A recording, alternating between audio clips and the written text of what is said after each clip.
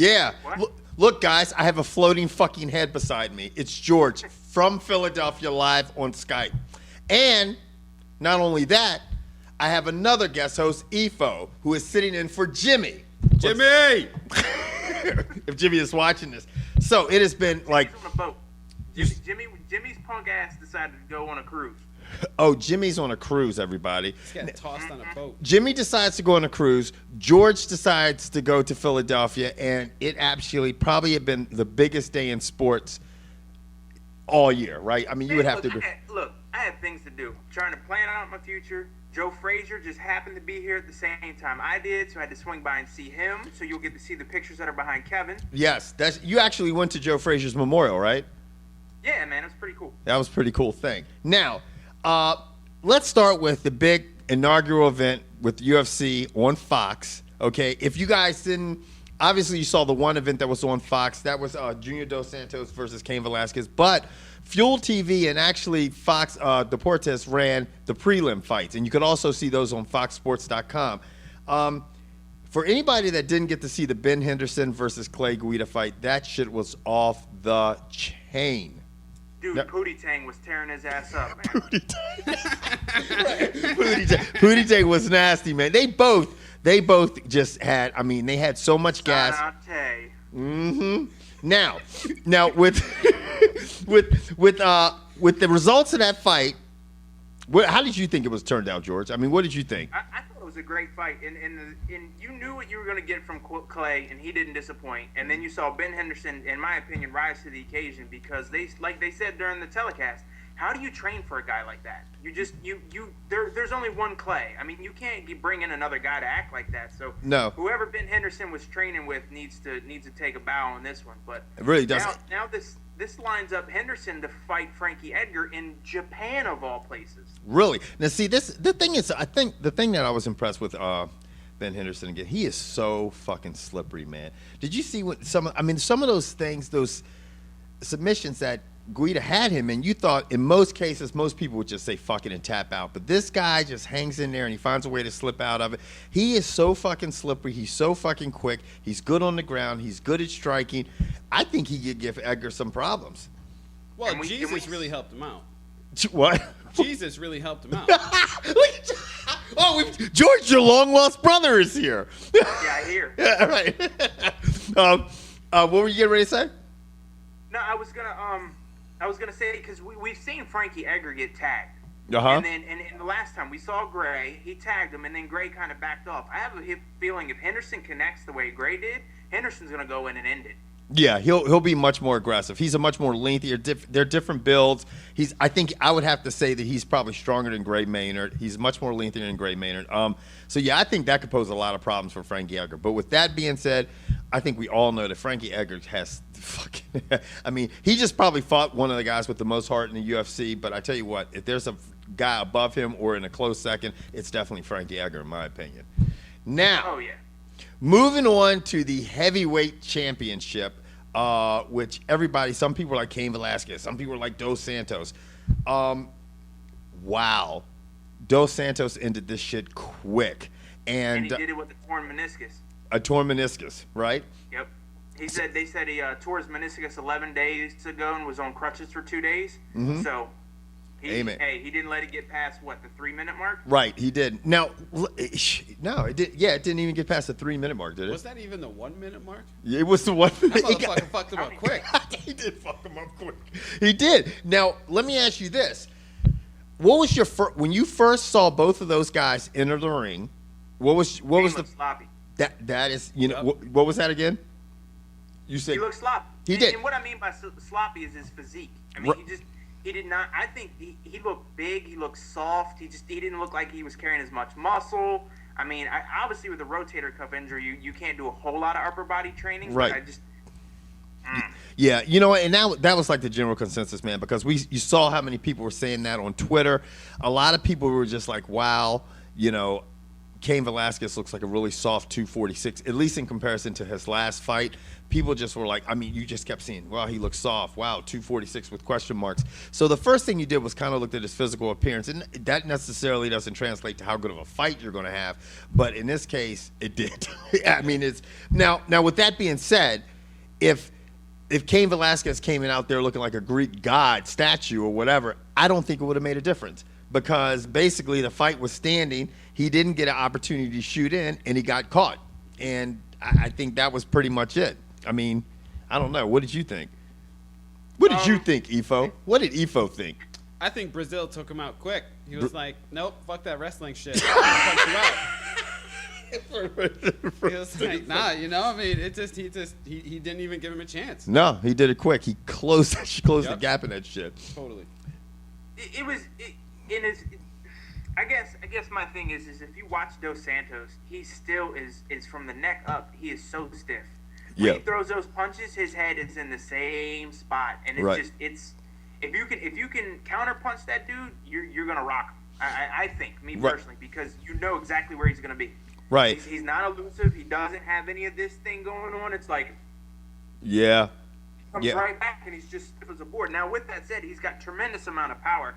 And I guess to me, the most shocking thing besides the outcome was listening to Dana White afterwards. Right. I'm not a strategist, but man, I would have shot it. Just do me a favor. Just be a VP. Stay there. Sign the paychecks. Just leave the commentating and everything to everybody else. Yep. Now, if everybody's wondering why I keep looking off, I'm actually looking at George on my monitor as you guys are looking at him floating beside me. I tell you one thing that did come out of this fight, and I find it really interesting, is the matchup that we'll see in the near future, Brock Lesnar facing off against Alistair Overeem. I think most people, who do you have in that fight, George? Overeem. I have Overeem too. And I tell you what, I do not think JDS matches up good against Overeem. Because, I mean, Overeem is an incredible striker. And now you're going to be going up. And he's a good counter striker. He's a good counter striker. And if you're going to sit there and try to exchange blows with Alistair Overeem, who's probably just actually has an inch in height and probably a couple inches in reach, I think that could be a really hard thing for JDS to have to face. That's just my personal opinion. There'll probably be somebody out there that'll be like, Kevin, you don't know what the fuck you're talking about, because there always is a motherfucker out there just ready to throw something in my inbox. What's Efo? Huh? Well, what's Efo think? I don't think Shitty Colon is going to win against, who's it, Overeem? Overeem. Well, he's not going to bet he's not going to bet against Overeem because Overeem's from his homeland. Fuck yeah, man. Go Holland. You know. Yeah. Overeem's from, yeah. He's got his bright, look, you can't see him, George. See, none of you guys can see. Oh, you did? Yeah. See, George can't see Efo because the monitor's facing me, and you guys can't see him because he's off screen. But he is wearing some bright orange shit from the Netherlands. I am telling you, man. Now, let's move on to NCAA football because, George, I know that you've got a stiff cock right about now. Because you preached it all year. Everybody, let's give a standing ovation. I got it from here. You got to gloat? Fuck Boise in the ass. Yes. Amen to that. Nothing makes me happier than to see an unranked team go into that rotten, disgusting, horrible stadium. Smurf that turf. Football team. I'm about to say it's Smurf turf. Smurf turf. Dude, I loved it. If you guys did you? Huh? They'll drop to. They have to fall out of probably the top 10. I hope so. I think they should. Yeah. You know, the funny ththing is if you guys did not get to see the actual football game today, it was unbelievable. Good game. It was a great game, and TCU's coach is like, you know what?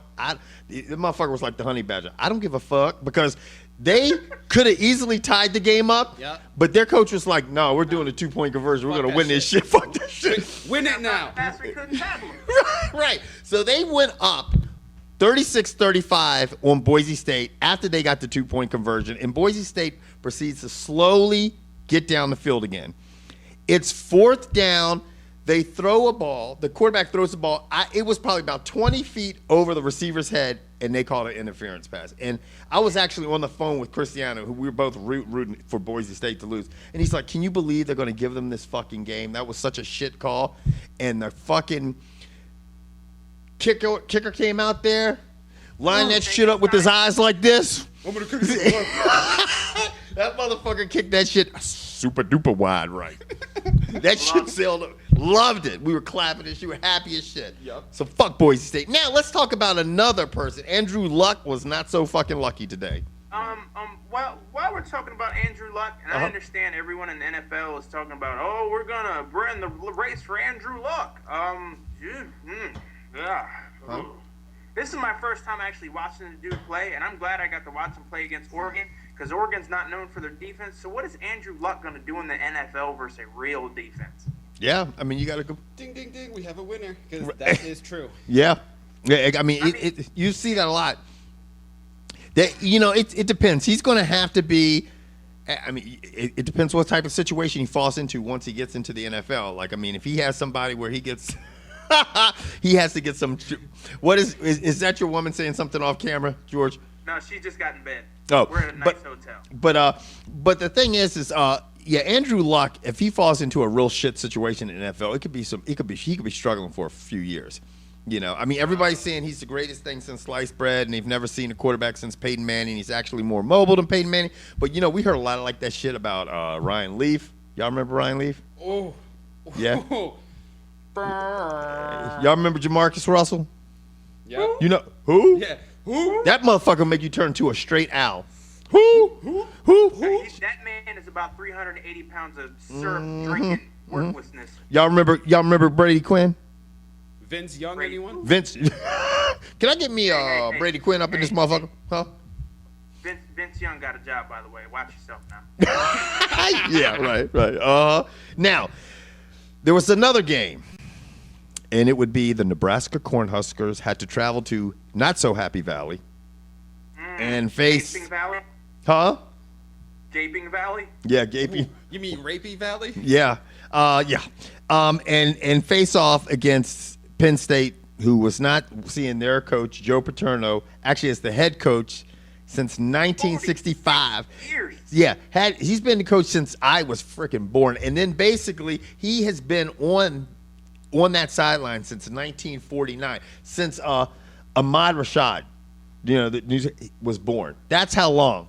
Jackie Robinson won the MVP in baseball when that motherfucker was on the sideline. That's how long ago it was. Fuck your couch. Now, with all that being said, this shit has got crazy and fucking. I mean, the one thing I did not understand. This is the thing. Is why. Is why. Oh, no, there you go. George disappeared for a second, and he's frozen.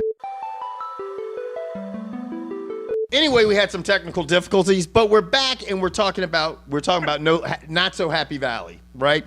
And one of the things that I wanted to say, it was like, I just, sometimes when you're young, when you're in your 20s, you start getting, people start rioting, they get all fucking hyped up and pissed off and stuff, and you really don't think about, what the fuck am I angry about? Yeah. You know what I mean? You don't have the... Huh?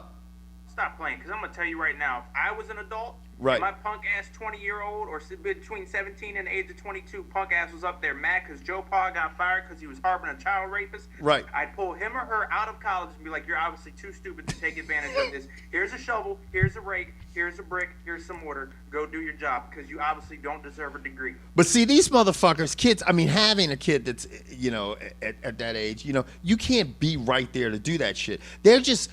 There was one kid, there was an interview on ESPN where there's one kid who probably had more sense than any of these kids on Penn State's campus, was basically saying, hey, you know what, this shit was wrong, everybody should have been fired and stuff, and the reporter for ESPN was like, how do you feel like you're the majority or the minority with these statements? He goes, well, I feel like I'm overwhelmingly the minority, and then the reporter said, hey, do you feel for your safety? He goes, yeah, actually I do feel for my safety. But, it's like, let me tell you something. There's a lot of fucked up shit going on, and let me tell you something. There's going to be a lot more fucked up shit, believe me, that we're going to hear about in the next coming weeks and stuff. If Joe Paterno has hired a high-powered attorney out of Washington D.C. to represent him, there must be some things coming down the road that we don't know about, and the media is yet to find out about. Absolutely. You know, this DA that went missing, the fact that this, you know, Sandusky could have been trafficking children. We don't know. We do know what the 23-page grand jury report said, and that is fucked up. That is some fucked up shit. That's enough to make you say, why did not McCreary go in there and fuck Jerry Sandusky up when he walked in on it? Nobody understands that. But then when we get into the deeper, you know, aspect of it, that, okay, you know, he could have been possibly trafficking children to high-paid donors. You know, and this is all hearsay right now. We're repeating things that we're hearing, you know, and sooner or later, some of these stories are going to start grabbing traction, just like the one did with Jerry Sandusky, you know, basically raping these kids. I think Penn State, as a university as a whole, they're going to have a lot to come back. They're going to be in a deep fucking hole, man. I mean, they really are, you know? What are your thoughts, Ifo? Fuck Penn State. I think that entire coaching staff needs to go. Because if they're going to sit around, right? Because, I mean, and first of all, it's like if McQuarrie walks in there and he sees that, and he sees a 10-year-old boy being allegedly raped, then it's like, why the fuck would you walk out and be like, oh, well, I saw something, and call your dad? Would you not walk in there and fuck this old man up? Be like, dude, what is wrong with you? Like, what are you doing? Right. The right thing to do is, like, to some degree, what were you ready to say? He was thinking about his job and his future of being a coach. He was probably looking at this dude he's been standing on the sideline, who was a coach when he was there, and he was like, and didn't know what to do. So then he went and told his daddy, because he's obviously too dumb to go tell the police, which he should have in the first place. Right. And then his daddy said, go tell Joe Pa, and they were probably sat there and told the kid, because Jesse and I were talking about this. Joe Paterno probably said, look, are you sure you really saw that? Do you know what you're saying? Yeah, that's probably when Joe Pa started playing. The kid started to second guess his own story, and then when he sat down with the VP and the president of the university, they were like, no, seriously, do you know what's going to happen if that's really what you saw? And then maybe by the end of it, he was like, yeah, they were just holding hands and skipping down the street. I mean, who knows? But I mean, they straight played Jedi mind tricks on that motherfucker. Exactly what happened. Absolutely. Joe Pa's actually Obi-Wan Kenobi. Oh, don't fuck up Star Wars like that. He feels over here going, yeah, don't put that brand with fucking Star Wars. Now, anyway, let's get past that, because I'm sure in a couple weeks we're going to get back to the Penn State scandal, because that shit is just crazy. Hold on, real quick. Sure. Who's number one team in the country? That would be your LSU Tigers. That's what I thought. And did anyone see who the college basketball number one team in the nation did this past weekend? UNC? Yeah, that's true. They were playing on an aircraft carrier. Hell yeah. Alabama. That's right. Don't they play Michigan State on the aircraft carrier? Yeah, they did yesterday. They beat Michigan State, homie. Oh yeah, that's right. I'm all behind, man. I'm too concerned about the NBA. How'd the Maryland Terps look today? See, man, why?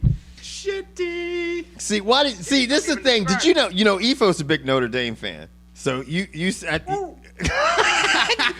So I've been getting shit in my ear all day long, man. He's been like a shitbird. He's been like, "Fuck, what's up with your fucking Terrapins, man?" Fighting Catholics fucked him up. They did, man. The Terrapins, man. Well, there's always next year, right, people?